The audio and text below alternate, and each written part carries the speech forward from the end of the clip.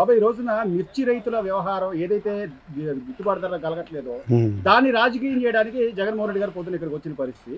నిజంగా ఆయన రైతుల మీద ప్రేమ ఉన్న వ్యక్తి అయితే ఢిల్లీ వెళ్ళి పోరాటం చేయొచ్చు, అక్కడ మోడీ గారిని గట్టిగా నిలదీయచ్చు, మాకు ఇట్లా ధర పంచండి లేకపోతే గిట్టుబాటు. అంతేగాని ఈ యార్డుకు వచ్చి లేకపోతే ఏదో మీడియాకి షో బిల్డప్ ఇచ్చేసి వెళ్ళిపోతే నిజంగా మీకు న్యాయం జరుగుద్దా? అసలు ఏంటి ఏం జరగట్లే, న్యాయం జరగట్లే. ఏ ప్రభుత్వం వచ్చినా మాకు ముందు మమ్మల్ని రైతులు చూడాలి కదా, పండితేనే ఇక్కడికి వచ్చి 10 మంది బతికేది. బోర్లలో నీళ్ళు లేక 500 600 కూలిచ్చి ఇప్పుడు 2 లక్షలు వస్తే 2 లక్షలకు 3 లక్షలు 4 లక్షలు అప్పు చేసుకున్నాము. ఏం చేయాలి ఇంటికి పోయి అని మా బాధ చెప్పేది కాదు. పొద్దున్నుంచి బువ్వలేదు, నీళ్ళు లేదు, రాత్రి వచ్చినాము. ఇప్పుడు ఎవరికి కష్టాలు చూసేవాళ్ళు లేరు. ఏం చేయాలని అర్థం కాదు రైతు వారికి. కేంద్రం దగ్గరికి వెళ్ళి కనీసం 3-4 వేలు నమ్మచ్చంటారు ఆయన మాట? చెయ్యాలి, ఆయన చేతులు ఉంది ఆయనకు. పెద్ద ఆయన కదా, ఆయన మాట చెల్లుబాటు అవుతుంటారు. అయిద్ది ఆ పెద్ద ఆయన అడిగితే చేస్తాడు మోడీ గారు.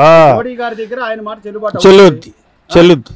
పవన్ కళ్యాణ్ గారు కానీ చంద్రబాబు గారు కానీ చేయొచ్చు, అడగొచ్చు ఆయన్ను. రైతులు ఇబ్బందులు పాలవుతుండ్రు, కొంతమంది వ్యవసాయం మానుకుంటుండ్రు, గిట్టుబాటు ధర లేదు.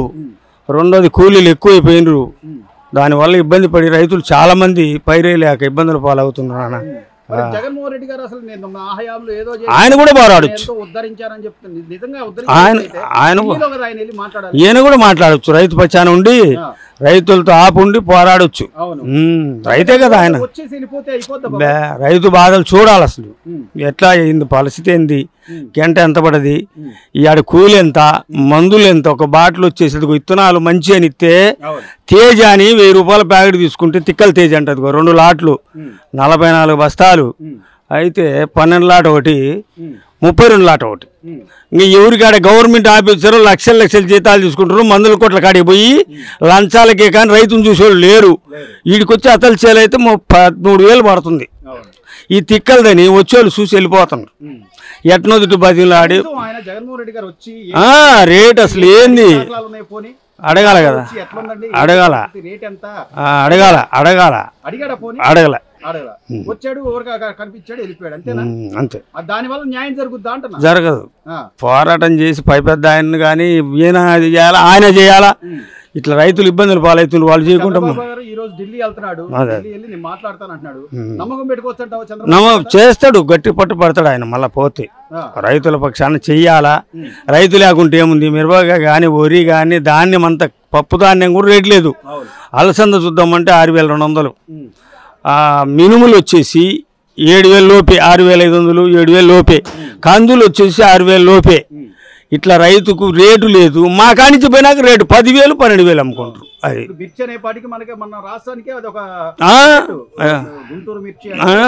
దేశాలకు మంది నమ్మకం ఉంది.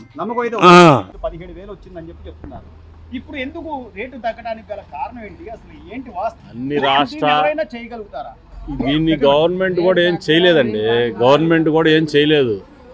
అది ఏంటంటే పోయిన సంవత్సరం లాస్ట్ ఇయర్ వచ్చేసరికి మామూలుగా అందరూ కూడా స్టాకులు పెట్టారు మిరపకాయలు, అందరూ లాసులు పడ్డారు. లాసులు పడి ఉన్న దాని మీద మిరపకాయలు కొనాలంటే అందరూ భయపడుతున్నారు.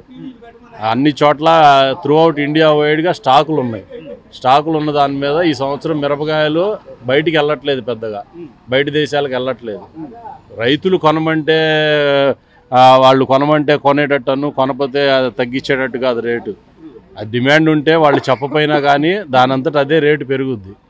అది మిర్చి ధర తక్కువగా ఉంది, పైన మనం అమ్మకాలు జరిపాలన్నా కూడా రేటు పడిపోయింది అనేది అసలు వాస్తవం.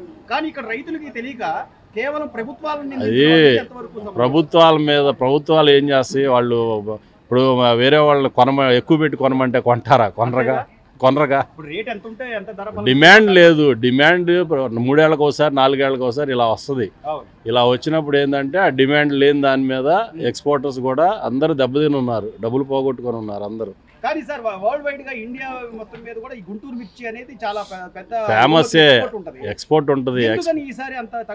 ఈ అన్ని చోట్ల మిరపకాయలు పండిస్తున్నారు. ఇదివరకు కొన్ని రాష్ట్రాల్లోనే పండే మిరపకాయలు, దిగుమతి హీల్డింగ్ పెరిగింది. హీల్డింగ్ పెరిగి తెలంగాణ, ఆంధ్ర, కర్ణాటక అన్ని పండని మిరపకాయలు వేయని స్టేట్ లేదు. దాని మీద ఏంటంటే డిమాండ్ తగ్గింది. కొద్దిగా ఉంటే డిమాండ్ ఉంటుంది, ఎక్కువ ఉంటే డిమాండ్ ఎలా ఉంటుంది? ఉండదు కదా. సో దీనివల్ల ఇప్పుడు రైతులకి ఈ పరిస్థితి, రైతులకి అంటే ప్రతి ఒక్కళ్ళు అదే పంట వేస్తున్నారు. వేసిన దాని మీద వేరే పంట మీద కన్నా కూడా ఈ మిరపకాయలు వేస్తే ఎంతో కొంత లాభం వస్తుందని చెప్పి వాళ్ళ ఆశ, వాళ్ళు వేస్తున్నారు. కొంత అనుభవం ఉన్న వ్యక్తిగా దీని పరిష్కారంగా అంటే ముందు రైతులతో ఏమన్నా మాట్లాడటం మంచిదంటారా, లేకపోతే కొన్ని నిజంగా రైతులకి చెప్పి ఈ పంట కదయ్యా ఇవి ప్రత్యామ్నాయంగా వాళ్ళు వినరు, వేసేదే మిరప పంట మీద మోజు వస్తే ఒక్కసారి 2 లక్షల రూపాయలు రావాలి, 1,00,000, 1,50,000, 2 లక్షలు లాభం రావాలంటే మిరప పంట తప్పించి వేరే పంటకు రావు. అది తినున్నారు కాబట్టి వాళ్ళు అదే ఆ లాభం చూస్తున్నారు కాబట్టి వాళ్ళు ఆ మిరప పంటకే వేస్తారు. దాని వలన కూడా కొంత ఎఫెక్ట్. అది ప్రభుత్వాలు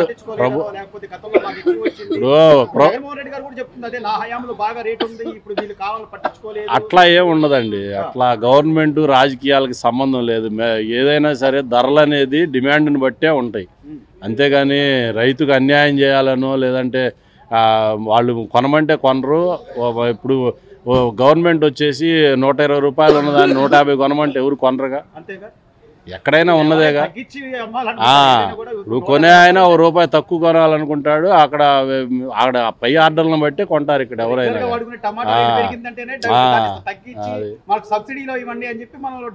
అది అందరికి తెలిసిందేగా.